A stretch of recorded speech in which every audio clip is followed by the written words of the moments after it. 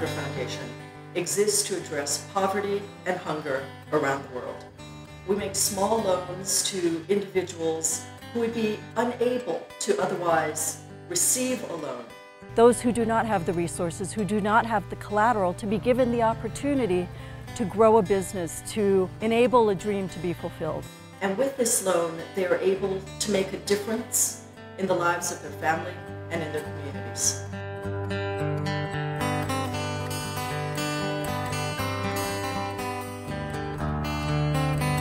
There are people and there are models of microfinance that really exist to make profit, and that is to make a profit off of poor people. We have found that this population has a very high repayment rate. And because they'll pay back the loan, because they have to, this is their livelihood, they don't really have a choice whether they succeed or not. People have seen this as a way to make huge profits for themselves. Patty and I did not come at this work with that background at all. So for us, a loan is a loan is a loan. What's more important is what the loan does.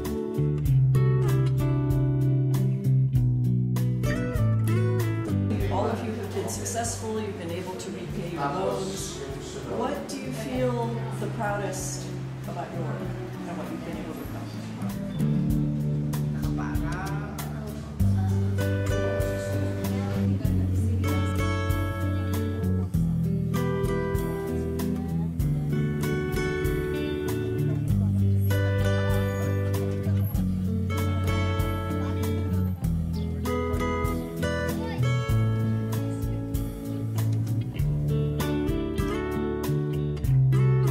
Once people can see that their collective power made a change in their neighborhood or in their community, then it really gives them that self-confidence to know that they can do more.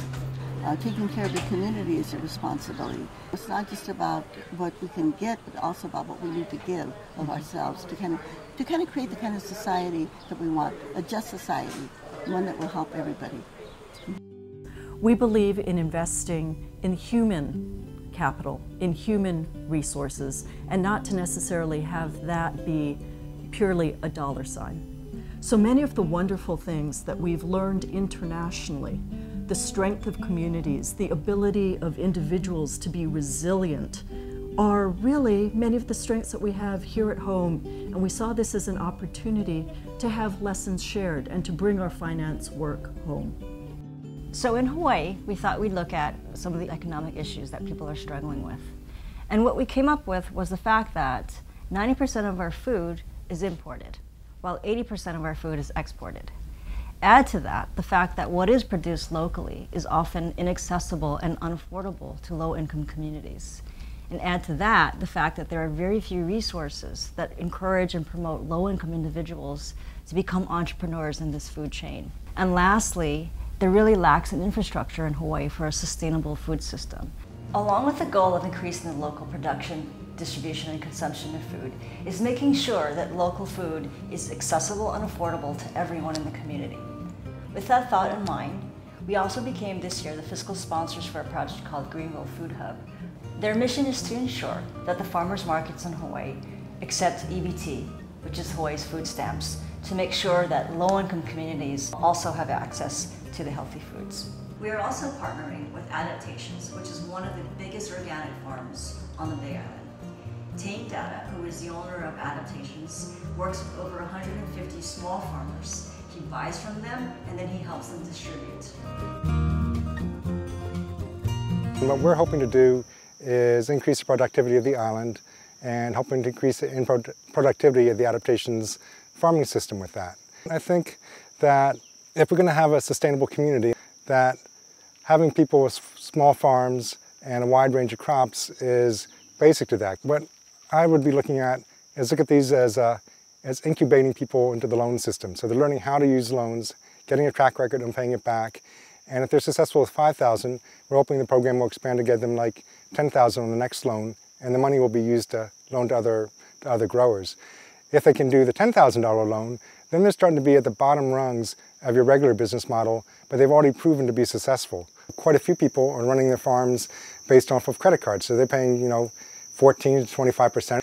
And at the same time, the larger organization, the banks, are getting their money right now at near 0%. And that discrepancy is what I hope this pilot program can help break down. So I think developing a sense of community is important. And you have one more benefit. A lot of the foods are very close to medicine. If you're eating local food and you're healthier, then health becomes another aspect of what you get from it. In 2008, we were able to give out $50,000 in our first year of operation. Currently, we have about $650,000 out in loans, and this coming year, we will be giving out more than $1 million in loan capital, specifically just in Hawaii. Feed the Hunger Foundation is really interested in targeting individuals who want to make a difference for themselves and their family. Their credit history may not be wonderful, they may not have much collateral, but they have the character and the spirit to make a difference. And that is who Feed the Hunger Foundation is really looking for, to start their businesses or to expand them. So in California, much of our work is in the Central Valley. And it is in this community that we also see some of the most egregious environmental concerns, labor concerns. We're working in areas where you cannot use the water to drink, to bathe in, to cook with. We're providing vending machines, water vending machines, so that very low-income farm worker communities are able to have a basic necessity of life.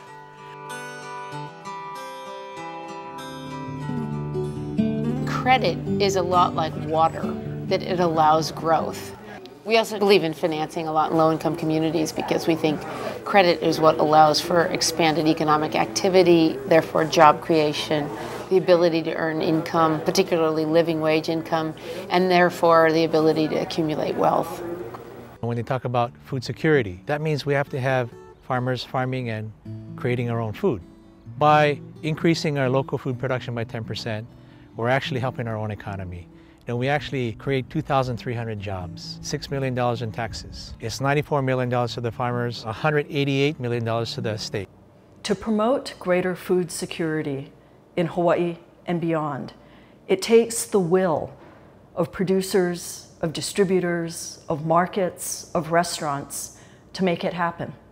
It's not always an easy thing to do, and oftentimes it may be a little bit more costly. Food sustainability, obviously, in Hawaii is of prime importance. And to be involved,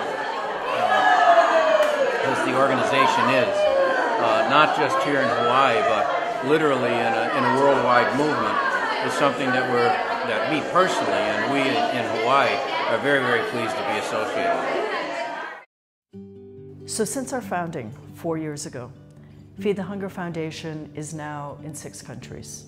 We have been providing loans to more than 1,600 individuals. And domestically, we have really begun to deepen our work on the food systems, both in California as well as in Hawaii. We as an organization are starting to grow and expand, similar to our borrowers. We're all in this together. We see a world where we who have kokua those who have less. Imagine food that's healthy, food that does no harm to the environment. Imagine food that's affordable and accessible, food that harnesses local entrepreneurship. Imagine food that brings together families and communities in ways that will nourish the Aina Feed the Hunger Foundation, microfinancing toward innovative and sustainable solutions.